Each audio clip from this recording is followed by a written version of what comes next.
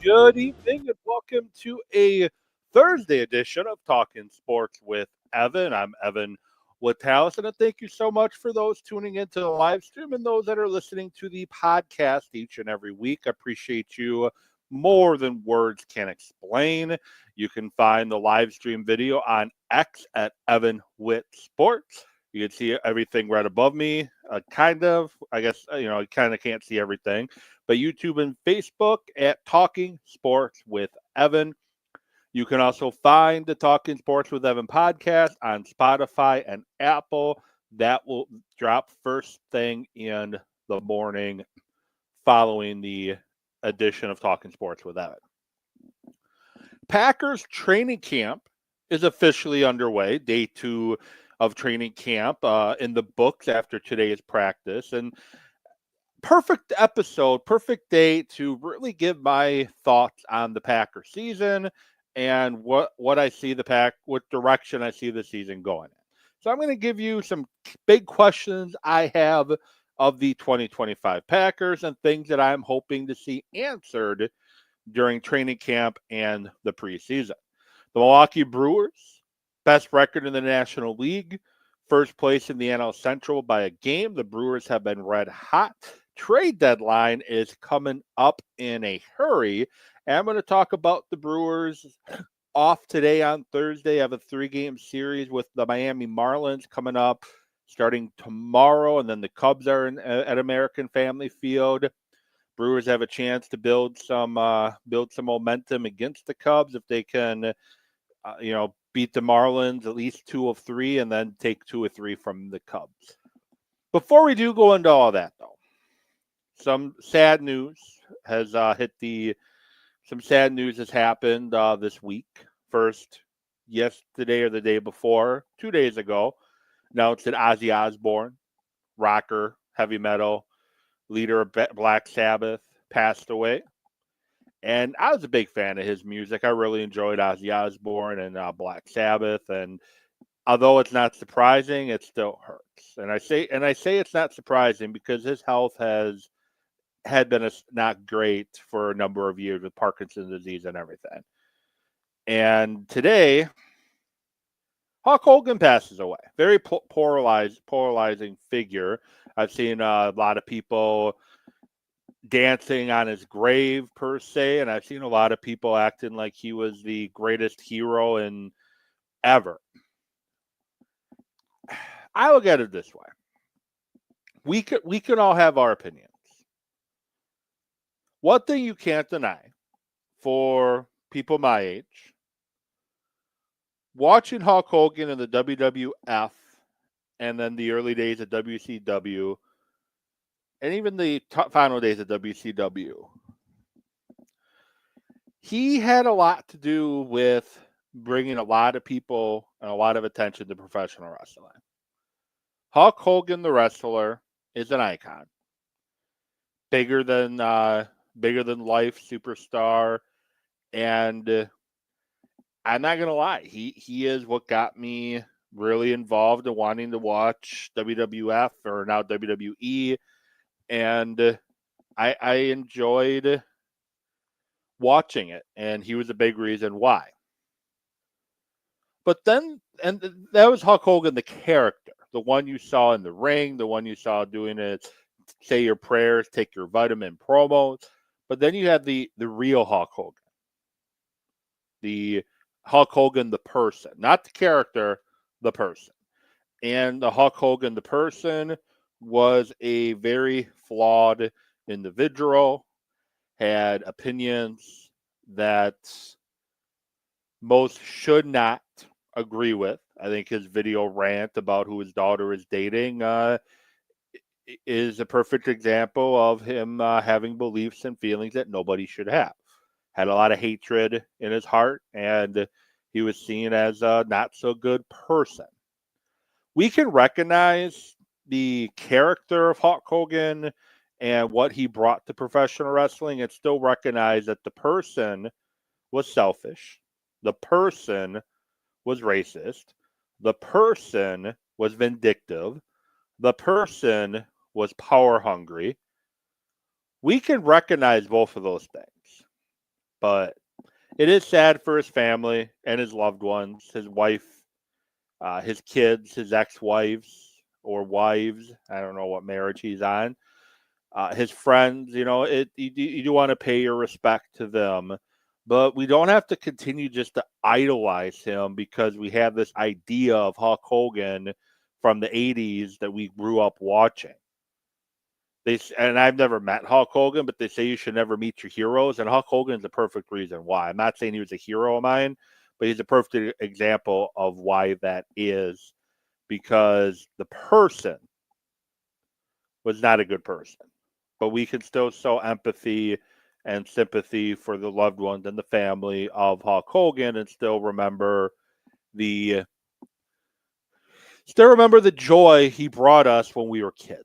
So that's all I'm going to say about that. We don't have to dance on his grave and celebrate that he's dead, and we don't have to act like he was some godlike person. He was a human who had flaws and, quite honestly, was a horrible person in general. So, moving on to the Packers. Packer training camp is underway, and I kind of want to focus today's show mostly. I'm going to talk Brewers after this, but mainly want to focus big questions that I have for the 2025 Packers going into the season.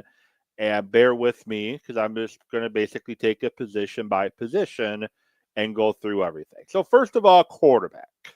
I'm just going to go right with that position immediately. And I could have waited and done other positions first, but at the end of the day, the one position that matters most in a NFL football field, on an NFL football field, in an NFL locker room is that quarterback position.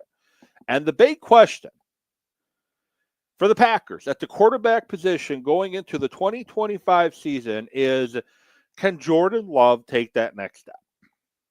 I think it's fair to say that Jordan Love has shown through 2 seasons as a starting quarterback that he is a good quarterback.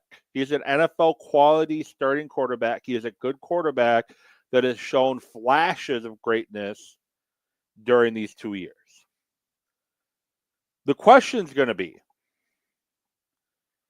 can Jordan Love be a great quarterback great quarterback who shows flashes of eliteness? That's going to be the next step that Jordan Love needs to take going into year 3 as a starter. Aaron Rodgers' 3rd year as a starter, that's when he truly showed greatness, especially in the playoffs, the Atlanta Falcon game, anybody, and then the Super Bowl. Brett Favre, 3rd year, is when the Packers took that next step and got to a Super Bowl and won it as a starter. This is now Jordan Love's time to show if he can truly be a great quarterback and can be show flashes of eliteness. I'm not the only one that takes that 3-year philosophy to heart, too. There's a lot of coaches out there, a lot of NFL front office people, a lot of executives, a lot of people a lot smarter than me have all said, Ron Wolf, for example, is one of them, that year 3 is when you're really going to truly see what you have as a starting quarterback, his 3rd year as a starter. And this is Jordan Love's 3rd year as that starting quarterback. And again, the question is, can he be an elite quarterback? I think he can. I think he's shown flashes of great quarterback play with some sprinkled in elite qualities, but just consistency is key. Last year was an injury to the knee, the groin injury, the elbow injury. He just didn't look right. But if he can stay healthy, he can be healthy. He can be the Jordan Love that was the back half of year 1 as a starter for the 2025 season. The sky is the limit for the Green Bay Packers. Moving on to running back. Key question there, who steps up behind Josh Jacobs? Emmanuel Wilson, Chris Brooks, they showed flashes last year, but they do have Marshawn Lloyd, who missed most of last year, except for maybe 5 or 6 snaps due to injury. He's had a pretty impressive camp thus far. He's competing with Wilson and Brooks to try to be that number 2 running back. And I think Lloyd is going to be the one that ends up taking that number 2 job and, no pun intended, running with it. He's explosive, he's big, he's fast, he's shifty, and if healthy, he brings a dynamic to this offense with the passing game that Wilson and Brooks don't really bring. And Wilson and Brooks are solid backups. But I think you need a little bit more behind Josh Jacobs and Lloyd. Can he be that guy behind Jacobs? The big question. The wide receiver position, who steps up? Last year, all we were talking about is how the Packers had a very talented wide receiver room, from Christian Watson to Romeo Doubs to Josh to Reed. All we talked about is how great this Packer wide receiver room was. Then the season got here, and we saw inconsistent play. We saw struggles. We saw drop passes. We saw guys not be able to get open consistently. And we saw an offense that was quite the opposite of what we saw on the tail end of the 2023 season. So who's going to step up? You got Reed. You got Wicks. You have Romeo Doubs. You have first-round pick Matthew Golden. You have another rookie wide receiver from TCU that was a late-round pick as well. And the question is, who's going to step up? And then you still have Christian Watson eventually going to be coming back hopefully healthy as well. The question is, which wide receiver is going to step up and take that next step? You have a very talented wide receiver room, a lot of guys that can do things differently. And what I've seen and read thus far during training camp is Matthew Golden's speed is standing out over everybody. Now let's see what happens when they go full practice, full pads, and everything to see what happens there. The offensive line position, I think my big question is health. Can they stay healthy enough? You have Elton Jenkins, who is a back issue and not practicing yet. It looked like Aaron Banks was dealing with something today. Belton was a late signing. Sean Ryan trying to keep that right guard spot. And you have Walker, Zach Tom, newly signed to a huge fat contract, well-deserved. And then you're hoping to have a little bit better depth behind your starting 5. But at the end of the day, guys are going to get hurt. So your depth is a big question. And can you guys stay healthy enough? And the Packers definitely put an emphasis on improving the offensive line this offseason. They let Josh Myers go. They are competing, have an open competition at left tackle over Rasheed Walker and Morgan. They drafted Belton to compete at a right guard spot. And then you have Aaron Banks, who you signed from the San Francisco 49ers. And the Packers want to win up front. And that is what the offseason showed, is they want to be better up front. They want to win up front. And you do that by being bigger, stronger, nastier than everybody else out there. And that's what they're trying to do. I'm not worried about Zach Tom. I think Rasheed Walker ends up keeping the job overall. Biggest question is going to be that right guard spot. Can Sean Ryan, contract year, continue to keep that job, or is Belton or Josh Morgan going to take it from him? Defensive side of the ball. Defensive line. Can we get a consistent pass rush? And I talked about this last week with Dan, and I'll talk about it again here, is yes, the Packers were top 8 in the NFL in total sacks last year. But at the end of the day, most of those sacks came in 3 games. Texans, Saints, and Titans. Where most of those sacks came from. Outside of that, didn't really strike fear in the opposing team, didn't consistently get pressure on the quarterback, didn't get enough pressure. The Sam Darnold looked like he had all day to throw both times they played the Vikings.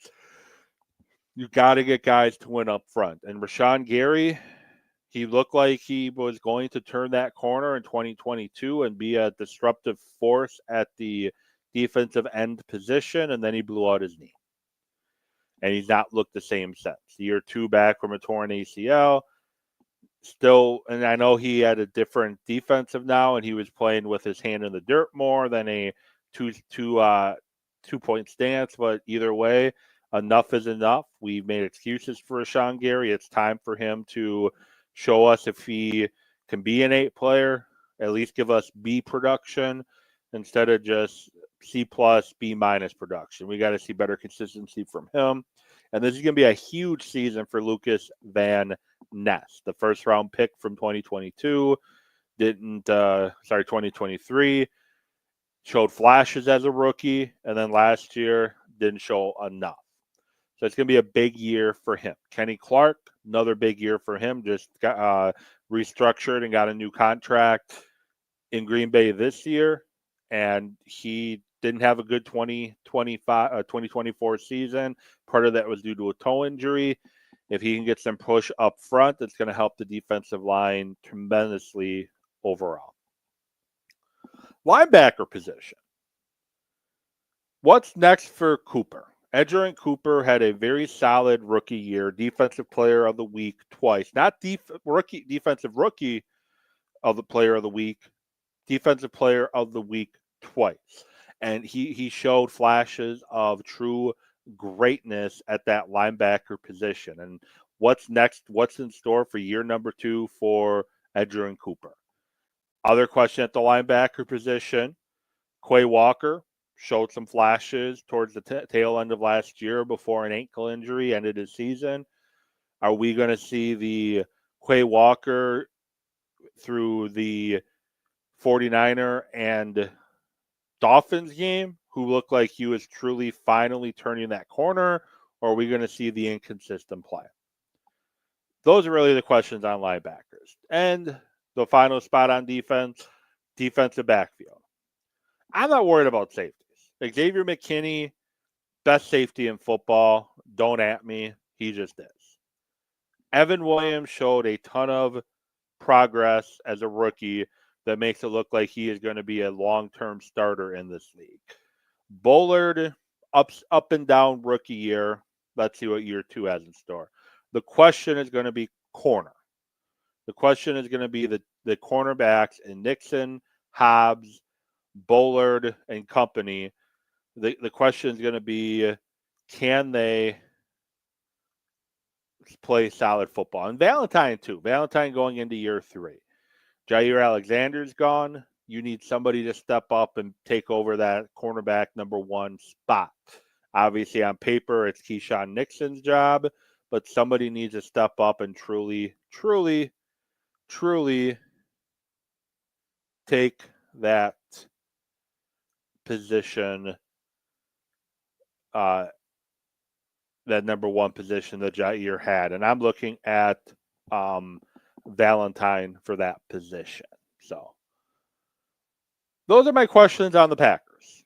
I'm excited. I'm going to be at training camp a week from tonight, a week from today. Going to be walking around, checking out training camp, walking around Titletown and Lambeau Field. And at the end of the day, I am excited for it. And I guess one last thing, the throwback uniforms the Packers are going to be using in the 2025 season. Love it. I love the helmet. I love the uniform. I think they nailed it. The blue and brown, let's be honest, a few years back, they didn't nail at all. Like in mid 2000s, I think it was like 2012, 2013, 2014-ish. Somewhere we had like the circle in the chest area and the number and the weird brown pants and the brown helmet. Just didn't nail it, didn't do a good job of it. But I think they did a great job this go around. I think they completely nailed the 1920-ish, I forget exactly when in the 20s, Green Bay Packer uniforms. So I'm excited to check them out. I'm excited to see them wear them. And like I said, I think they did truly nail it. So this is Talking Sports with Evan. Find the show on X at Evan with Sports, YouTube and Facebook, Talking Sports with Evan, and anywhere you get your podcasts, especially Spotify and iTunes, Talking Sports with Evan. Switching to baseball, and as I'm on the air, of course, we got some breaking baseball news, not Brewer related, but we'll see. The trade deadline season has officially started. The Seattle Mariners trading 2 prospects for first baseman Josh Naylor. Sources are telling ESPN. That's coming from Jeff Passan. And I know the Brewers have been talked about as a spot for Suarez from Arizona, but the Mariners trading for Naylor is the first domino to fall when it comes to the baseball trade deadline. And that's a perfect segue to kind of go into what I want to talk about now. And that is a lot of debate on the interwebs, and that's the 13th and 16th prospect per MLB pipeline that the Mariners sent to Arizona to get Naylor. But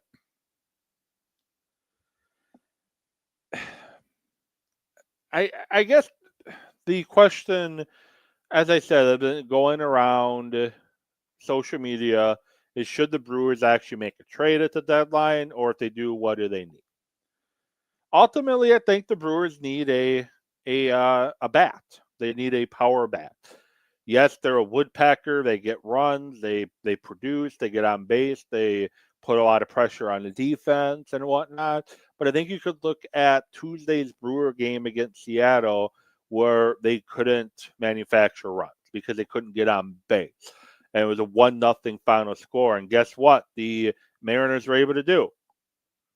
They were able to hit a home run late in the game to make it a 1-0 game, and it ended up being a 1-0 final. If the Brewers had a bat who could challenge pitching better in that situation, the Brewers could have easily been the team that won 1-0. But instead it was Seattle. And there's a couple reasons why, too, I think if you're the Brewers, you want to get a bat. They don't have a lot of depth. That's why Tyler Black was the one to get caught up, because if you look at the Brewers' 40-man roster, they don't have a lot of options in the infield. There's a reason why Andrew Monasterio is still on this roster when no legit playoff team should have Andrew Monasterio playing a key role anywhere on this Brewer roster. They can definitely do better. But the thing is, when you're saying that, well, you have Caleb Durbin at third base and you have Andrew Vaughn at first base, and they've definitely showed that they can carry this offense. Here's the thing. Andrew Vaughn has been here for 2 weeks. And it's been a fun 2 weeks. 290 batting average, a 395 on base percentage, a 548 slugging, and 945 OPS since joining the Brewers, and that's great. But what was Andrew Vaughn doing before being a Brewer? He was batting under 200. He was below the Mendoza line. He couldn't get on base worth a crap. And it's great that what we're seeing out of Andrew Vaughn right now, but to say that come August, September, October, that this is the Andrew Vaughn we're going to see is asking a lot.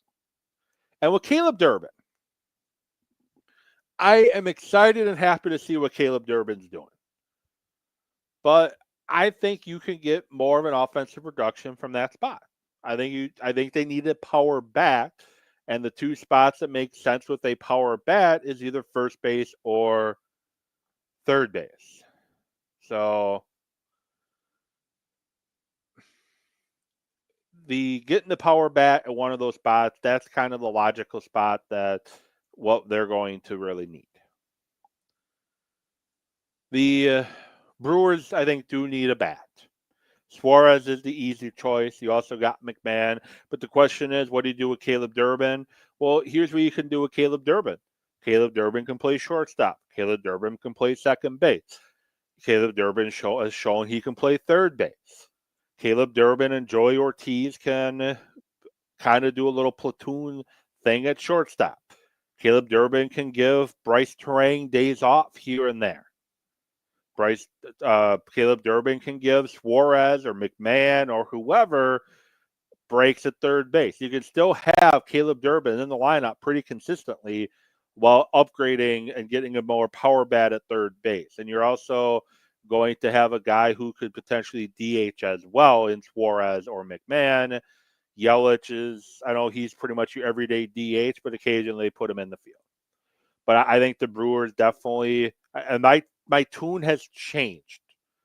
About a month ago, it's, hey, stand pat. Whatever happens, happens. Next year or the following year is what you want to look for in regards to improving this team. And now my tune has changed a lot. As now I think the Brewers, if they get another bat, get a big bat in this lineup, I think the sky's the limit for this Brewer team with the pitching that they currently have. You got Woody, who's looked very good in 3 starts. Mizorowski's looked very good. Quinn Priester's looked very good. Quintana's been consistent. And Freddie Peralta, as I said in a Talking Sports with Evan Sports Flash that you can find on my TikTok and on my YouTube, it is time to start talking about Freddie Peralta in the Cy Young conversation. The bullpen, back end of the bullpen, especially with McGill and Uribe, and then with Ashby and DL Hall being your long guys, and now you got Tobias Myers. Again, this is a Brewer team with the pitching that if you can get one more bat, especially a power bat, you can really be a team that challenges come playoff time. And the playoffs, we already know, is a totally different ball game than the regular season. We've seen as Brewer fans too often, 2021, 2022, 2023, 2024. We've seen that come playoff time that it's different. Playoff baseball is just different. Well, with that said, thank you so much for tuning in to this week's Talking Sports with Evan. I hope you enjoy it. Next week, I'll be coming to you from Door County. Not sure when I'll be going live yet, but likely coming to you from Door County. I hope you all have a great weekend, and I will be back at it next week, and we'll talk then.